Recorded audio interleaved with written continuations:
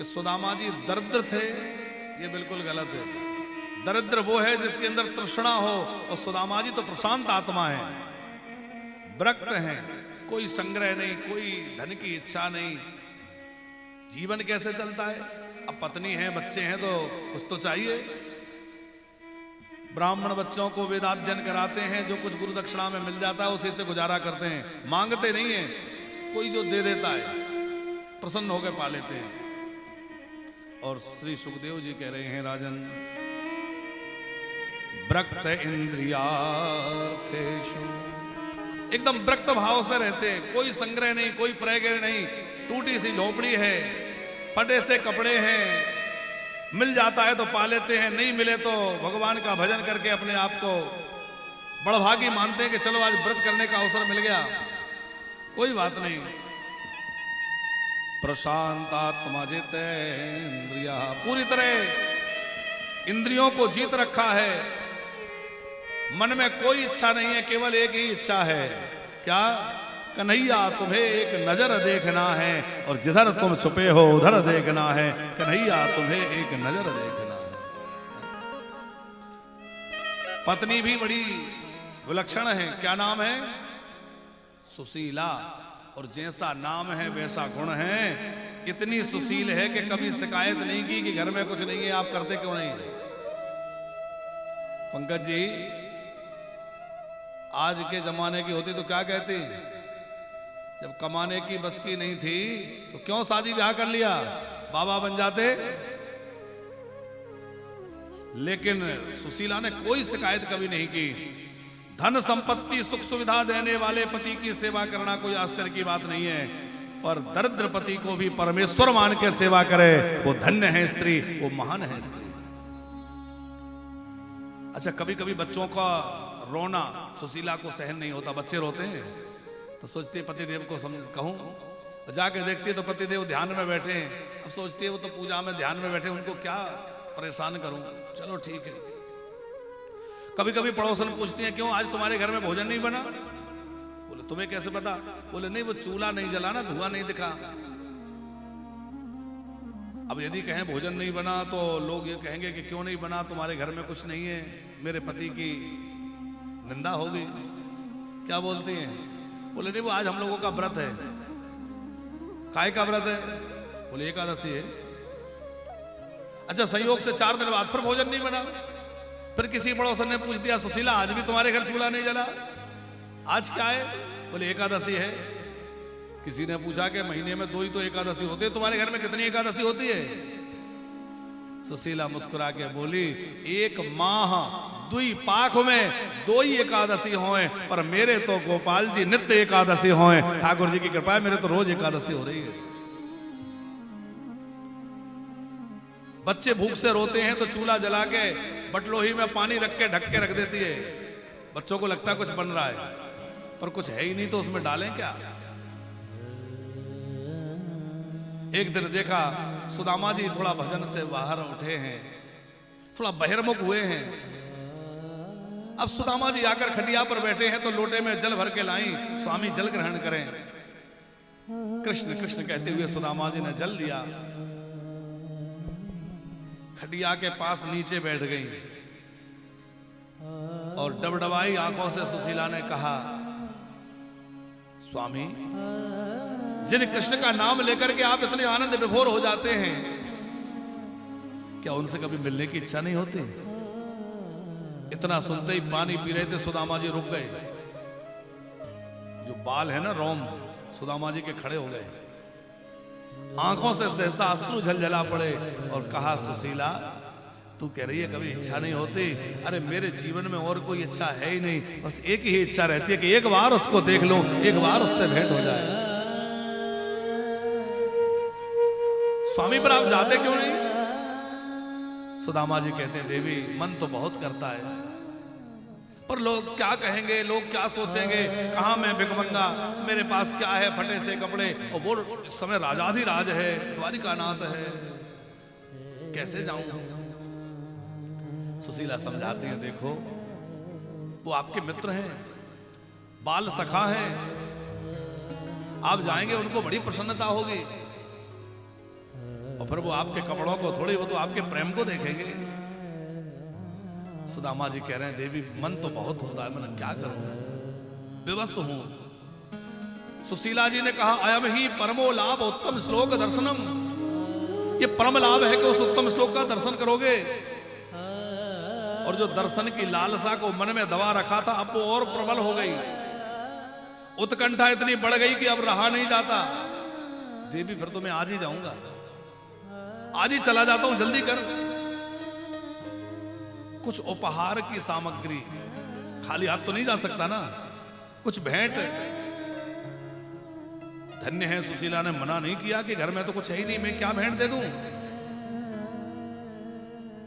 पीछे के रास्ते से निकली और कुछ ब्राह्मणों के घर से एक एक मुट्ठी चावल लिया, एक पोटली में बनाया, बांधा और कपड़े में पोटली बांध करके सुदामा जी को थमा दी, ये ले जाइए।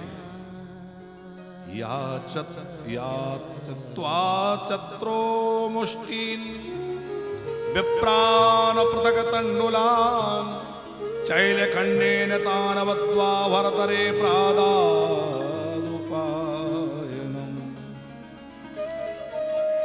पूस का महीना था, पूस अभी आने वाला है, अगहन के बाद पूस आएगा। शुक्ल पक्ष सप्तमी को गए सुदामा जी, मन में अनेक संकल्प हो रहे हैं, पता नहीं पहचानेगा कि नहीं पहचान तो लेगा, ऐसा हो नहीं सकता कि वो मुझे भूल जाए। पर इतने लोगों में मुझसे कैसे मिलेगा, उसको शर्म तो नहीं लगेगी? नहीं वो कैसे, वो तो मुझे हृदय से लगा लेगा। पर मेरे तो बड़े हाल खराब हैं, ऐसे सब सोचते जा रहे हैं। मन में कृष्ण नाम, मन में कृष्ण प्रेम है, मुख में कृष्ण नाम है, आंखों में अश्रु है, पेट खाली है, भूखे भी हैं। कभी कृष्ण मिलन की वेदना इतनी अधिक हो जाती है, विरह की वेदना से व्याकुल होकर दौड़ने लगते हैं, जल्दी पहुंच जाऊं, कब दर्शन होगा। कभी ठोकर लग के गिर जाते हैं, फिर उठ के खड़े हो जाते हैं। आज मैं अपने कन्हैया को मिलूंगा, आज अपने बाल सखा का दर्शन करूंगा, आज कितना आनंद आएगा जब वो मेरे सामने होगा। तो ऐसी आनंद विभोर हो रहे हैं। एक जगह तो ठोकर लग के गिरे और मूर्छा में चले गए। द्वारिका में भगवान द्वारिकानाथ भोजन के लिए बैठे थे और जैसे ही ग्रास तोड़ा, आंखों में कुछ अश्रु बिंदु झलके और ग्रास थाली में रख दिया। रानियां हड़बड़ा गई, क्या हो गया, कुछ तकलीफ है, स्वास्थ्य ठीक नहीं लग रहा? बोले नहीं। तो आपने भोजन नहीं लिया? बोले आज मेरा एक भक्त भूखा है, मैं जब तक उसको नहीं खिलाऊंगा मैं कैसे खा सकता हूं। प्रभु ऐसा भाग्यवान कौन है? बोले तुम लोग दर्शन कर लेना। अच्छा, सुदामा जी तो कई दिनों तक भूखे रहे, पर प्रभु ने कभी भोजन नहीं छोड़ा। आज ही क्यों छोड़ा? क्योंकि अभी तक तो सुदामा जी घर पर थे, अब भगवान की राह पर निकल पड़े। और जब भी कोई भगवान की राह पर निकल पड़ता है तो भगवान उसको खिलाए बगैर नहीं खाते। पहले उसको खिलाऊंगा। अपने गणुर जी को भेजा, जाओ और सुदामा को उठा के ले आओ, उनको पता ना चले।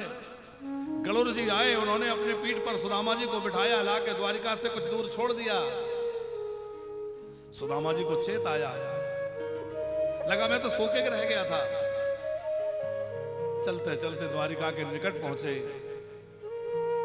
हर किसी से हड़बड़ाए से बस एक ही प्रश्न पूछते हैं, भैया हमारा कन्हैया कहाँ है, कृष्ण कहाँ मिलेंगे, कृष्ण कहाँ है। अब लोग देख रहे हैं कि वाह, ये कृष्ण का मित्र है। कोई पता बतला दिया, मुख्य द्वार पर पहुंच गए और द्वार पर पहुंच करके द्वारपालों से कहा, भैया एक बार मुझे कृष्ण से मिला दो। अब उनके दर्शन के बिना रहा नहीं जाता। देखो, सामने से देखना संभव ना हो तो किसी खिड़की से उनका दर्शन करा दो, दूर से दिखा दो। पर ये आंखें इतनी अधिक व्याकुल हो रही हैं कि बिना दर्शन के रहा नहीं जा रहा है। एक बार दिखा दो। द्वारपालों ने कहा, यदि कोई इच्छा हो तो हमें आज्ञा करिए, हम आपकी क्या सेवा करें। सुदामा की आंखों से अश्रु झर रहे हैं। भैया और कोई इच्छा जीवन में शेष नहीं है, केवल एक ही बात है कि एक बार नंद नंदन श्याम सुंदर श्री कृष्ण का दर्शन कर लो, और कोई इच्छा नहीं। द्वारपाल समझ गए कि ब्राह्मण के हृदय में अत्यंत प्रेम की पीड़ा है, और द्वारपालों ने तुरंत जो है अपने सेवकों को भेजा, जय जीव कह के प्रणाम किया है श्री कृष्ण को। भगवान, द्वार पर एक ब्राह्मण आए हैं, देखने में लगता है कुछ मानसिक विक्षिप्त हैं। श्री कृष्ण ने पूछा कि ये तुम्हें कैसे लगा कि वो विक्षिप्त हैं? अरे महाराज, उनके मस्तक पर पगड़ी नहीं है, पैरों में जूतियां नहीं है, फटे पुराने कपड़े हैं, धोती फटी सी है।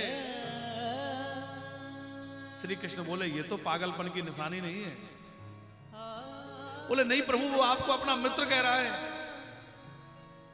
दीन दुर्बल है, यहां वहां ताक रहा है, हड़बड़ाया हुआ है। वो कहता है मैं कृष्ण का मित्र हूं। क्या क्या नाम कह रहा है अपना क्या परिचय दिया उसने? बोले भगवान, वो अपने को पोरबंदर से आया हुआ बताता है और अपना नाम सुदामा कह रहा है। और जैसे ही क्या मेरा मित्र आया है, मेरा सुदामा आया है, मेरा मित्र आया है, दौड़ पड़े भगवान द्वारिकानाथ, जैसे थे उठकर दौड़ पड़े, भाग रहे हैं। अंग वस्त्र गिर गया, चरण पादुका पहनना भूल गए, हड़बड़ाए, किसी दासी से टकरा जाते हैं, मेरा मित्र आया है, मेरा मित्र आया है। भागकर द्वार पर गए हैं और दरबार पर देखा तो द्वार पर सुदामा जी खड़े हैं। कृष्ण कृष्ण कृष्ण कृष्ण, हृदय से लगा लिया, मेरा मित्र आया है, मेरा सुदामा आया है। प्रगाढ़ आलिंगन द्वारिकानाथ ने किया, सब स्तब्ध रह गए। हम जिसको पागल समझ रहे थे, श्री कृष्ण उसके लिए पागल हो रहे हैं। हम जिसको पागल समझ रहे थे, उसको कृष्ण के हृदय से लगा रहे हैं। बड़े आदर पूर्वक प्रभु लेकर आए, अपनी राज सिंहासन पर बिठाया और सिंहासन पर बैठा करके सुदामा जी के चरण धोने की तैयारी। सुशीला से कहा जल लेकर आओ, और सुशीला जैसे ही जल भरने गई तो सुशीला जी जल लेकर आती, उसके पहले ठाकुर जी के नेत्रों से मानो गंगा और यमुना प्रकट हो गई। इतने अश्रु बहे कि देखी सुदामा की दीन दशा, करुणा करके करुणा निधि रो, पानी पराते को हाथ छू नहीं, और नैनन के जल सो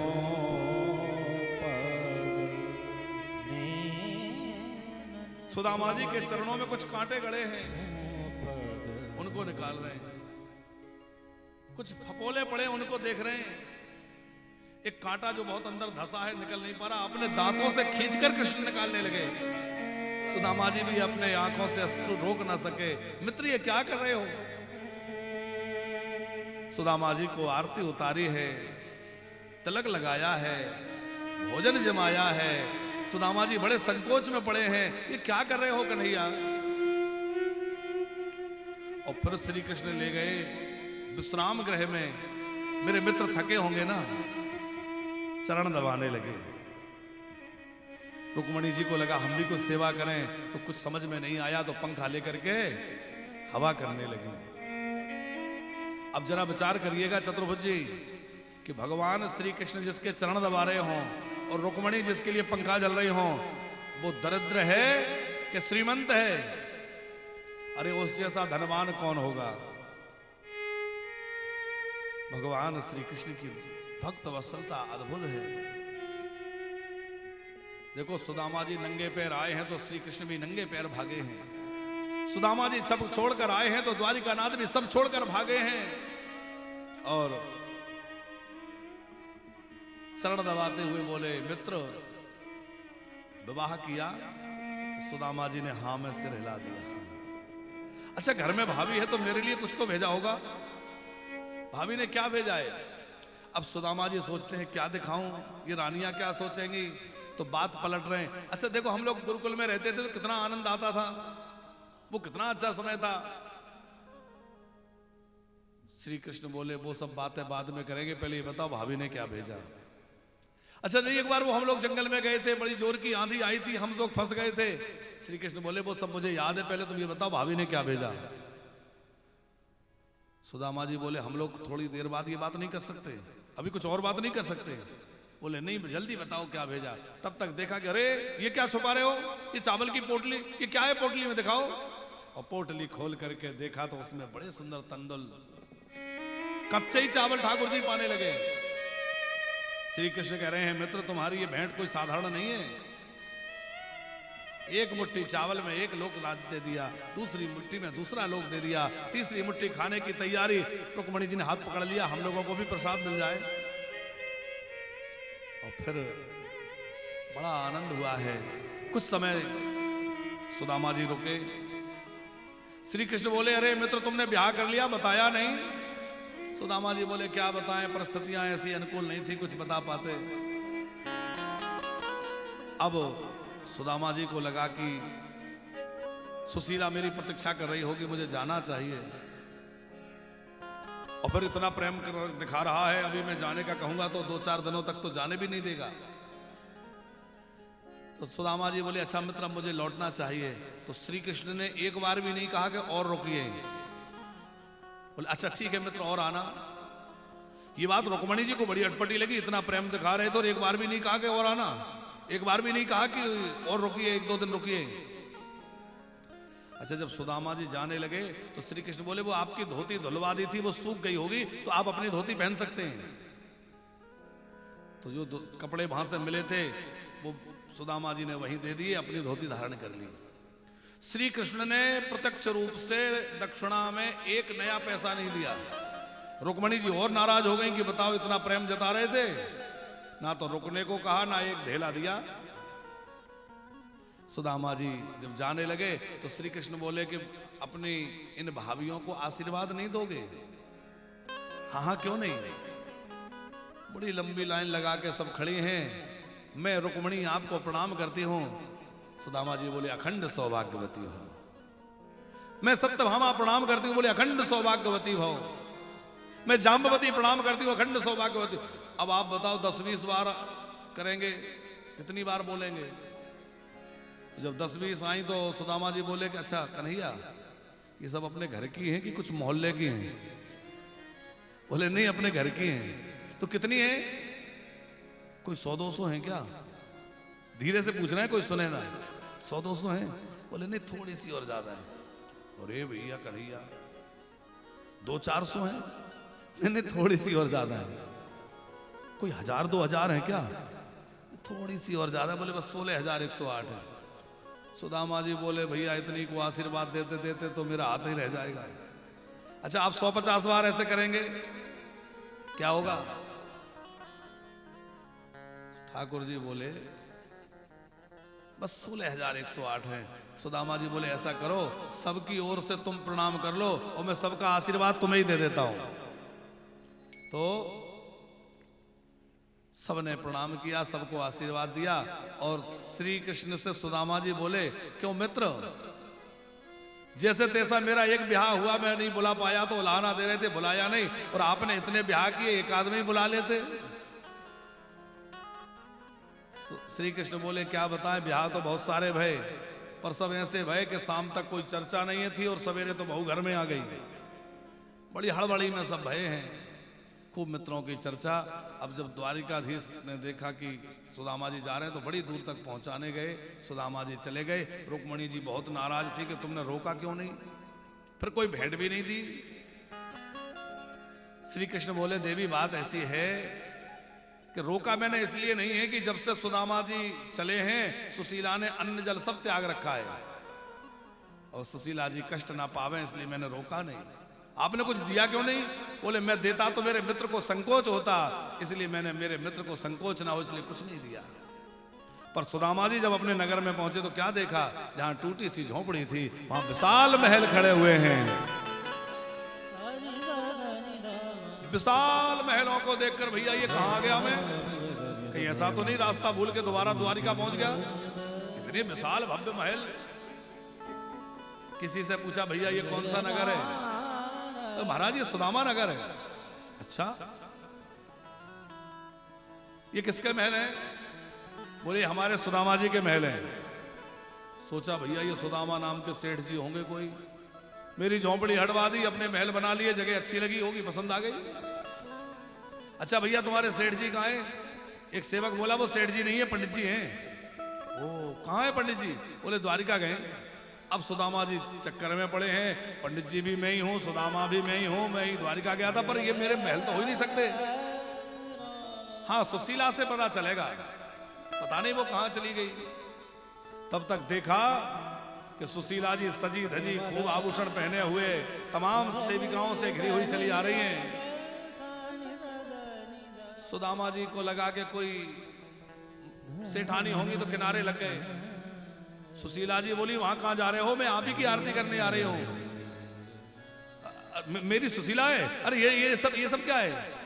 बोले ये जिनके यहां गए थे उन्हीं की कृपा है, ये द्वारिकाधीश ने दिया है।